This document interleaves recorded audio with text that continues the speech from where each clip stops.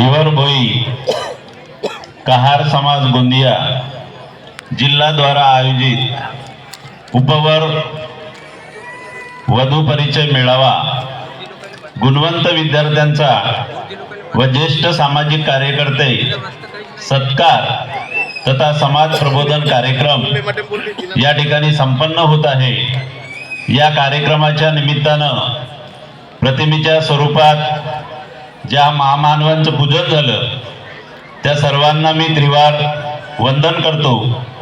आजच्या कार्यक्रमाचे उद्घाटक, सहउद्घाटक, अध्यक्ष, प्रमुख अतिथी व मंचावर ज्यांचं पुष्पगुच्छ देऊन स्वागत झालं असे सर्व आमचे ज्येष्ठ मार्गदर्शक व सहकारी मित्र, या कार्यक्रमाचं सुंदर असं आयोजन केलं असं जिल्हा आयोजन समिती, या कार्यक्रमामध्ये ज्यांचा आत्ताच सत्कार झाला तसे या समाजातील भविष्य गुणवंत विद्यार्थी व ज्यांनी या समाजात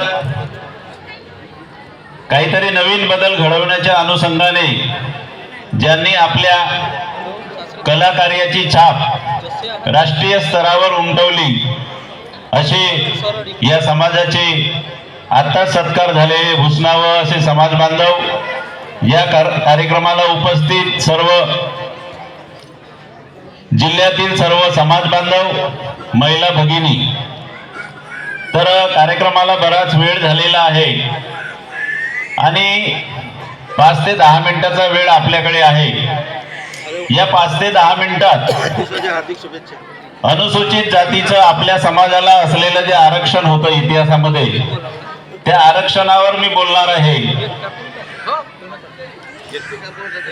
ब्रिटिशांच्या काळात अगोदर या देशामध्ये उच्चवर्णीयांचं राज्य होतं आणि उच्चवर्णीयांच्या त्या सत्तेमध्ये आपला जो उपेक्षित समाज होता, दलित समाज होता, यांना शिक्षणाच्या संधी नव्हत्या, त्यांना कुठलेच असे अधिकार नव्हते आणि त्यामुळे मुख्य प्रवाहापासून भारतातील 95% समाज हा विकासापासून दूर होता।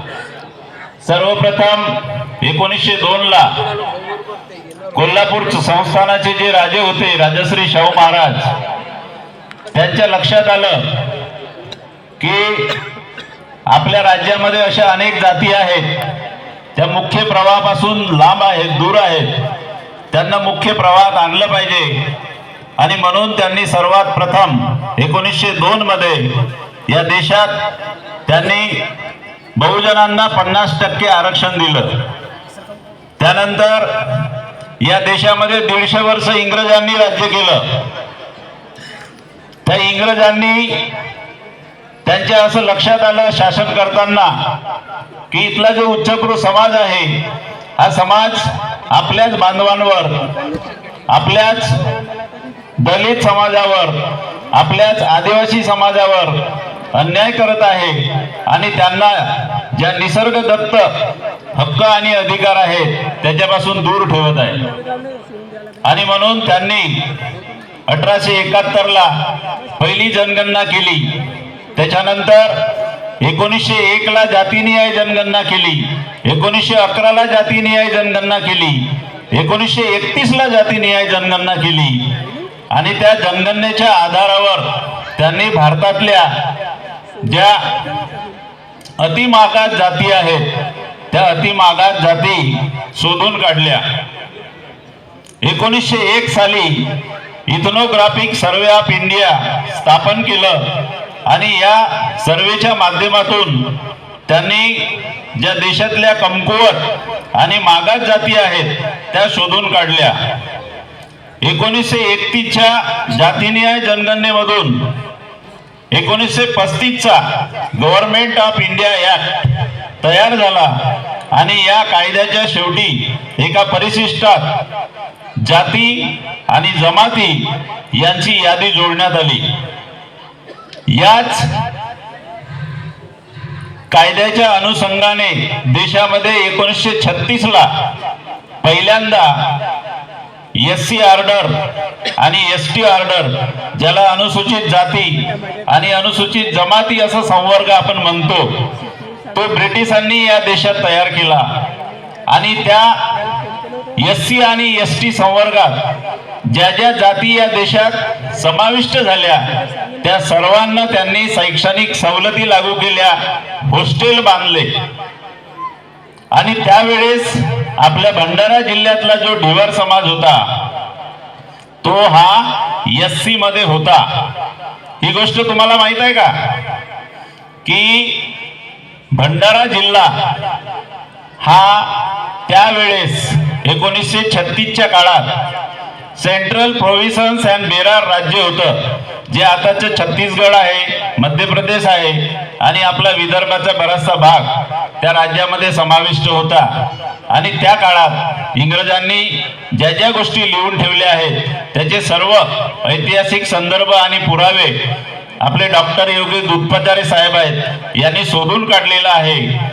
आणि आपल्या ढिवर समाजाचा जो संपूर्ण इतिहास आहे तो इतिहास त्यांनी समाजासमोर आरशासारखा मांडला आहे. त्यानंतर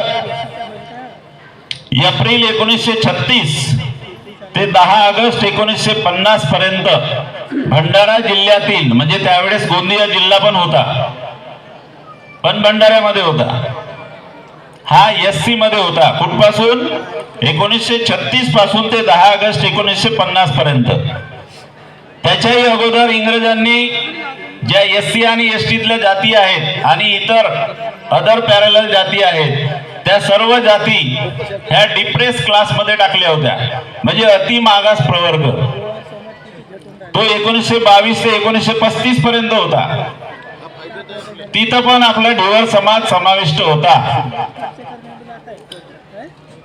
CPN या शिक्षण विभागाने 1940 पर्यंत आपला जो ढिवर समाज होता याला ऑन रेकॉर्ड हरिजन म्हणून उल्लेख केलेला आहे. आणि त्याला सर्व सवलती हॉस्टेल आपल्या ढिवर समाजाच्या विद्यार्थ्यांना लागू केलेल्या होत्या. आणि त्या सर्व सवलती 10 ऑगस्ट 1950 पर्यंत आपल्याला मिळत होत्या. त्यानंतर राज्यघटना तयार झाली. 15 ऑगस्ट 1947 ला आपला देश स्वतंत्र झाला. आणि 1946 पासून ते 50 पर्यंत आपल्या देशाचं संविधान तयार करणं सुरू झालं. हे करत असताना 10 ऑगस्ट 1950 ला जो पहिला SCचा ऑर्डर काढण्यात आला संविधान नंतर, त्यावेळेस आपला हा जो ढिवर समाज आहे हा SC मधून वगळला गेला. का वगळला गेला त्याचे कारण तुम्हाला इतिहासामध्ये सापडतील. पण वगळताना कुठलाही आधार घेतला गेलेला नाही. त्या समाजात त्या काळातली जे प्रगती आहे, शैक्षणिक प्रगती, सामाजिक प्रगती, आर्थिक प्रगती ही तपासली गेलेली नाही. जे मानववंशशास्त्र विभाग असतो त्याचं कुठलंही रिपोर्ट त्यावेळेस विचारात घेतल्या गेलेलं नाही. त्या काळात आपल्या समाजात जे काही नेते मंडळी असतील त्यांचं मत, त्यांच्या बैठका घेतल्या गेलेलं नाही. आणि हा असा ढिवर समाजावरच अन्याय झालेला नाही, तर त्यावेळेस सेंट्रल प्रोव्हिन्स अँड बेरार राज्य याच्यातून SC मधून 16 जाती वगळल्या बिना विचारल्यानं. ST मधून 50% जाती वगळल्या. राजस्थान मधून ST मधून 75% जाती वगळल्या. अशा वेगवेगळ्या प्रांतांमधून अनेक जातीवर त्यांनी इन्स्टिट्यूशनल अत्याचार त्या काळात केला. आणि हा जो सर्व इतिहास आहे हा इतिहास सर्व दुधपचारे साहेबांनी शोधून काढलेला आहे. आणि आमची जबाबदारी आहे की या दोनही जिल्ह्यातील प्रत्येक तालुक्यापर्यंत जे आमचे शिकलेले समाज बांधव आहेत त्यांना आपला हा इतिहास कळला पाहिजे आणि याच्या विरुद्ध त्यांनी संघर्ष केला पाहिजे. 1976 पासून एससी मध्ये 59 जाती होत्या. महाराष्ट्र 1960 ला स्थापन झाला तेव्हापासून 59 जाती आहेत. आताही 59 जाती आहेत. त्यानंतर ही गडबड झाली.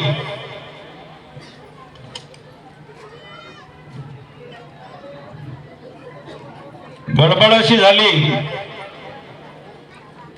की मध्य प्रदेश सरकारने 1 सप्टेंबर